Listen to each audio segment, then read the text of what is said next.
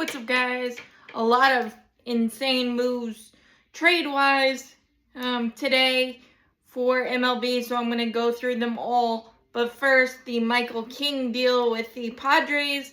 I, for one, am glad the Braves didn't do something like this. We don't really do a lot of things with options unless it's club options. I know we added Ha-Seong Kim on the $16 million player option, which is a departure from what we normally do.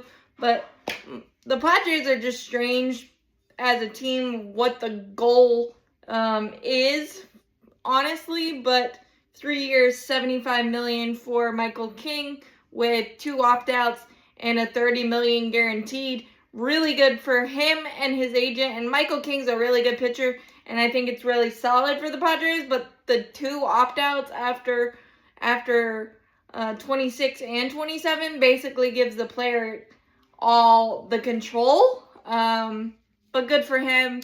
And I think this is a good get for the Padres. Just the contract and stuff is strange to me. And then you got the big Shane Baz deal, intra-division deal, which those always scare me, especially with how proficient Tampa has been with the trades they've made over the years. Yeah, they've had some that didn't work out for them, but the overall majority, it ends up in the Rays' favor big time. But Shane Baz, 3 years of control for him. He struggled in the minor league ballpark, Steinbrenner Field. I believe he had a 5.20 ERA, but on the road, 3.86. And he does have 3 more years of control, but the Tampa got a bevy of prospects. Number 6, number 10, number 11, number 30, plus a draft pick from the Orioles. So I think both did well here, but I think I would feel better for the Orioles if you could guarantee me a Baz extension, and he struggled with injuries. So there's a lot of risk, but it's the big swing that I feel like Mike Elias has needed to make. But I feel like he's Goldilocks in the 3 Bears, holding on to prospects too long or giving up too much. And I think this leans toward giving up too much, but we're going to see how it plays out. But I think it's good for both sides, but I think the Tampa did a heck of a job. And the way they kind of figure out when it's time to cut ties with players, that's one of their big calling cards. That's why it's scary to trade with the Tampa Bay Rays. But I think both did really good here. I just am always weary of interdivisional trades because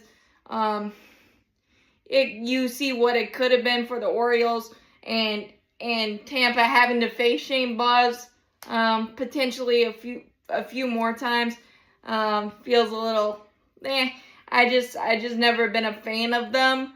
But it's a really good, possibly definitely win-win for both sides. But I like Tampa more on this than I do the Orioles, but it's really close, 52-48% on that one. And then the Pittsburgh Pirates acquire second baseman Brandon Lowe, left-handed pitcher Montgomery, and outfielder Jake Mangum.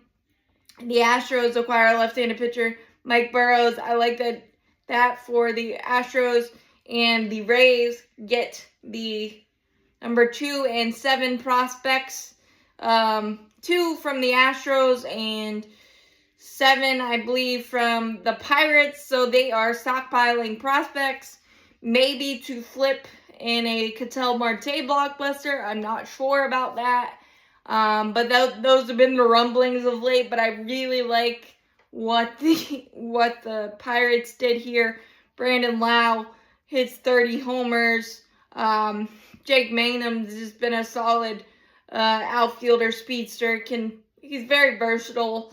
And Montgomery might not necessarily the prize, but he might rise to the cream of the crop with his velocity from that side, and I'm not sure how exactly the Pirates are going to use him, but that's another great addition to an already stout pitching staff.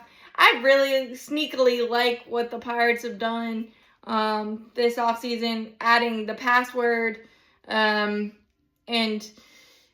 this trade really makes sense, adding a lot of offense from the Brandon Lowe and giving you depth and versatility in the rotation.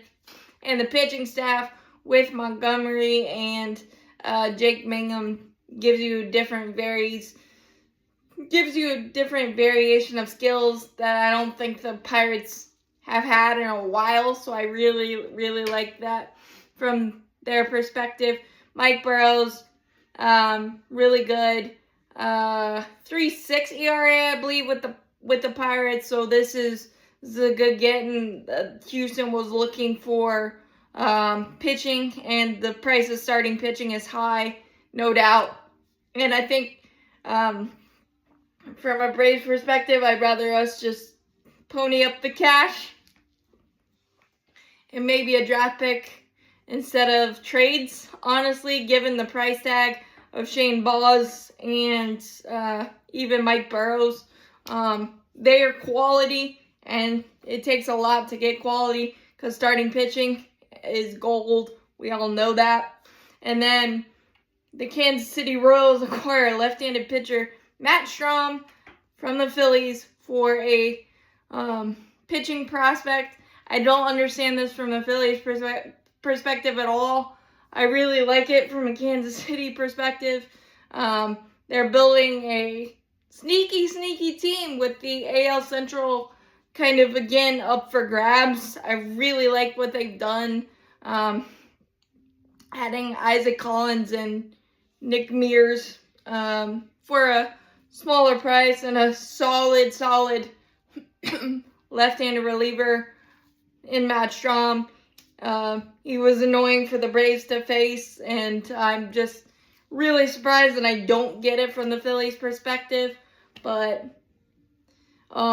maybe maybe they have something bigger in the offing, which I hope not, but who knows, because they still are likely to get rid of Nick Castellanos in his $20 million contract, so there's probably some wheeling and dealing going on for the Phillies, but I really like that addition for the Kansas City Royals, and I think they really had a sneaky offseason.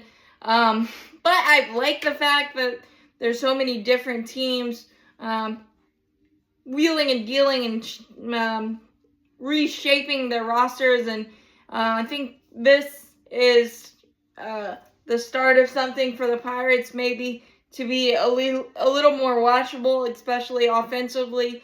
Brandon Lowe was a sneaky thought for me for the Braves, but I think that's perfect, and I really appreciate that the Orioles are going for it. Now we'll see if there's buyer's remorse down the line, but that trade feels like it could easily be a win-win, and the Tampa Bay Rays are always reshaping and always going to be in the 89 to 90 win category. I know last year was a different beast, but I think they're going to be back again because they always do shrewd, smart things that nobody thinks of, and that's good for baseball. So hit that like button, hit that subscribe button. Helps out a lot. Thanks, guys. We're getting close to the holidays, but all the Christmas gifts are getting unwrapped for a lot of teams, and it's fun to see different things happen. Gotta love it. Love baseball. Hit that like button, hit that subscribe button. Helps out a lot. Thanks, guys.